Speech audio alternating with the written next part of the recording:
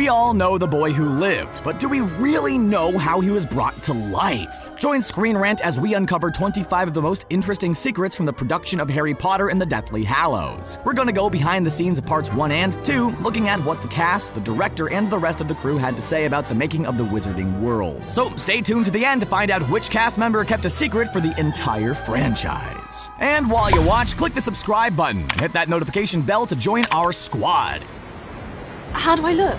Helena Bonham Carter tends to lose herself in her roles, and the part of Bellatrix Lestrange is no exception. But even though she's one of Voldemort's top servants, she's often seen embracing her fellow actors in set photos, even if they fight in Dumbledore's army. Case in point, when Hermione drinks the Polyjuice potion to disguise herself as Bellatrix and break into her vault, Helena worked closely with Emma Watson. They texted regularly and got to know each other better than before in order for Helena to fully portray all of Hermione's physical traits.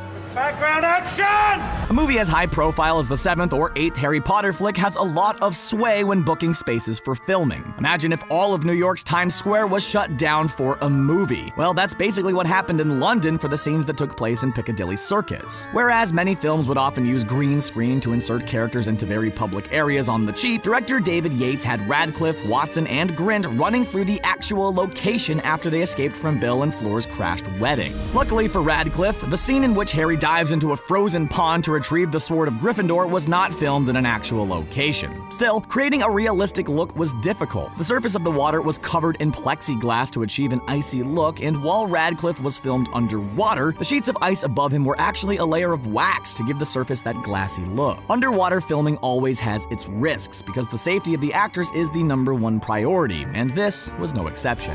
In order to give Luna's house a more lived-in feel, the art hanging around her family home was actually based on images created by Luna actress Ivana Lynch herself. By extension, Xenophilius Lovegood's costume was meant to look as if Luna had patched it up and mended it herself. And since much of the art design surrounding the Lovegoods was meant to mirror Ivana's real-life tastes, the father's costume has a touch of Ivana in it as well. The digital schematic of Hogwarts was expanded upon more than ever before by the time we reached Harry Potter and the Deathly Hallows Parts 1 and 2. Obviously, each movie built upon our previous knowledge of the castle and added new hallways, hidden passageways, and exterior details than the previous installment. To make sure no nook or cranny of the extensive castle was left to the imagination, the creative team constructed a fully digital model. This way, the Battle of Hogwarts would provide new views of places we'd seen before and introduce entirely fresh locations. I've loved every minute in it, and thank you all very, very much.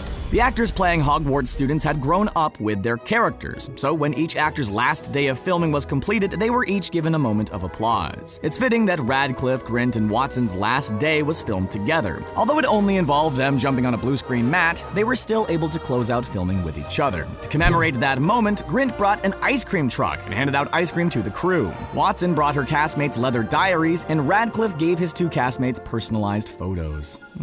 While nobody gets to live in the actual Wizarding World, many of the actors were able to take certain keepsakes with them. That said, this could only happen once the filming was done. Since turning principal photography, all of the actors were regularly searched to ensure that they weren't leaving with any of the props. Fittingly, Daniel Radcliffe took home the initial set and final set of Harry's spectacles. Meanwhile, Emma Watson got to keep Hermione's cloak, wand, and time turner. For his part, Alan Rickman got to hold onto his wand. Although many of the special effects shots required a lot of stopping and starting, the kissing scenes could seem just as painstaking. In fact, during an intimate scene between Harry and Hermione in Part 1, Rupert Grint was reportedly kicked off set because he couldn't keep it together. Although Emma Watson may have been more professional during this scene, she's gone on the record saying that kissing her co-stars was an awkward situation, since it felt like she was kissing her brother. Apparently, they rushed through the first take just to get it all over with. Wow.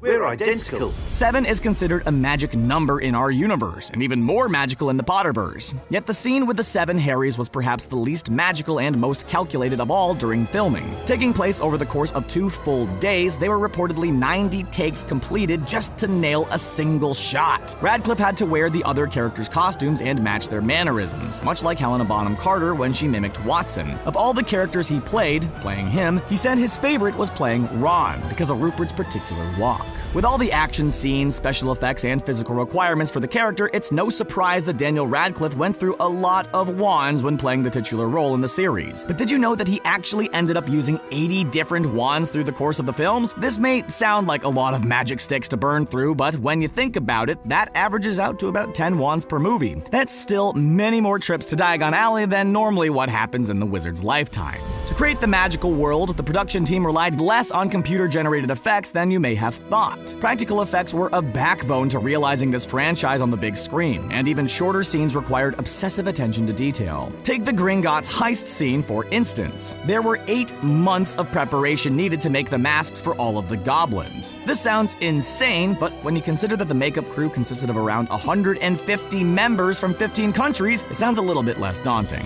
While we're on the subject of prosthetics, Rupert Grint and Emma Watson had a bum cast. As they confirmed in an interview following the release of The Deathly Hallows, casts were made of their bottoms and then placed on their broomsticks so that they could sit more comfortably during long shooting days. The interviewer thought these casts would be worth a fortune, but the actors were a bit more humble.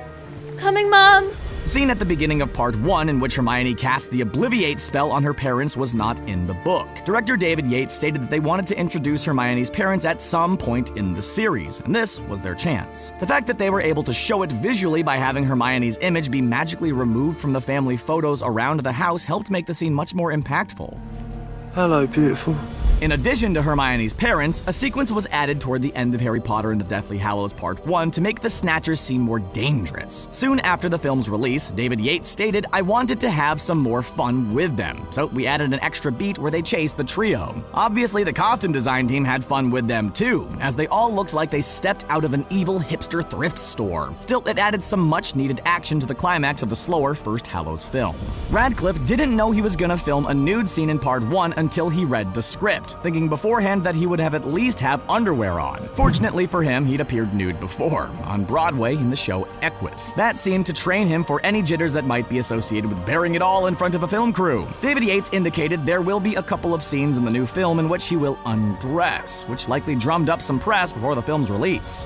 Several injuries were sustained on the set for both Parts 1 and 2. These accidents involved not only Daniel Radcliffe's stunt double, but also Radcliffe himself. David Holmes, whose prior gymnast experience definitely helped him sell the magic of these moves, was thrown from his harness by an on-set explosion in January 2009. Later, Harry Potter got a black eye because the fake snake decided to bite back. Before the special effects were added, Nagini was just a boxing glove on a stick, and one day, surprisingly, decided to punch him. It may be Harry Potter's story, but J.K. Rowling kept all the characters busy. That said, Jason Isaacs, who plays Lucius Malfoy, wasn't sure his character would have much to do after the Order of the Phoenix. He actually contemplated leaving the franchise, but was convinced to stay when he learned of the events of the finale. On the other hand, Rhys Ifans, who played Luna's father, hadn't read the books and admitted he wasn't much of a fan. Yet he jumped at the chance to appear in the same movie as Michael Gambon and Maggie Smith. This series is a family story, on screen and off. Brendan Gleeson's character Mad Eye Moody appeared in Goblet of Fire, Order of the Phoenix, and Deathly Hallows Part 1. He happened to share the screen with his son, Domhnall Gleeson. While Domhnall was more likely cast for his red-headed look and acting talents over his family connection, especially since he resembles the other Weasleys in the franchise, it's nice to find a personal story in a big-budget blockbuster.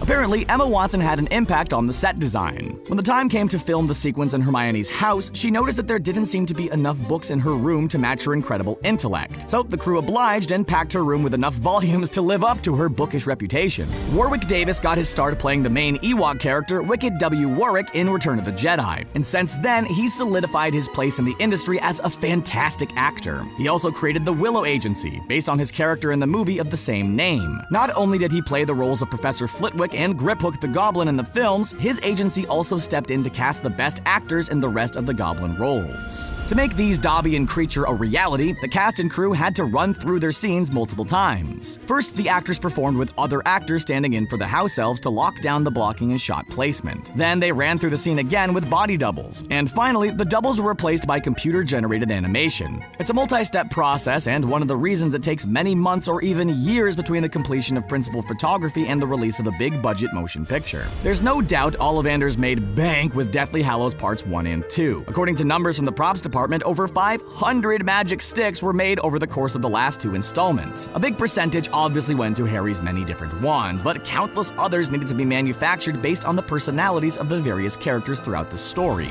Some close to the production had been pushing for the epilogue to be filmed with new actors who were age-appropriate for the nearly 2-decade time jump that occurs at the end of Part 2. Director David Yates pushed for the original cast to appear in this scene, as it's payoff of all the time we've spent with the actors up to this point. Although some find the old-age makeup and special effects to be a bit corny, we have to disagree. It would have been weirder dealing with a different set of faces. Ralph Fiennes gave Voldemort the perfect mix of showmanship and poise to match his arrogance. Ralph's speech to the survivors toward the end of the film was improvised each take. Often, he would change details of the speech with each new shot to keep Voldemort unpredictable. And in keeping with the in-the-moment feel, the shooting of the encounter between Neville and Voldemort was the first time either actor met each other. One of the many big reveals in the Deathly Hallows is the fact that Snape had always been in love with Lily Potter, even to his dying day. Alan Rickman knew this fact since filming the first movie, and whenever anyone would ask him about this bit of backstory, he would vehemently deny it. Eagle-eyed viewers have noticed that Snape's first line to Harry in the series, asking him about Asphodel and Wormwood in potions class, is a reference to the absence of Lily,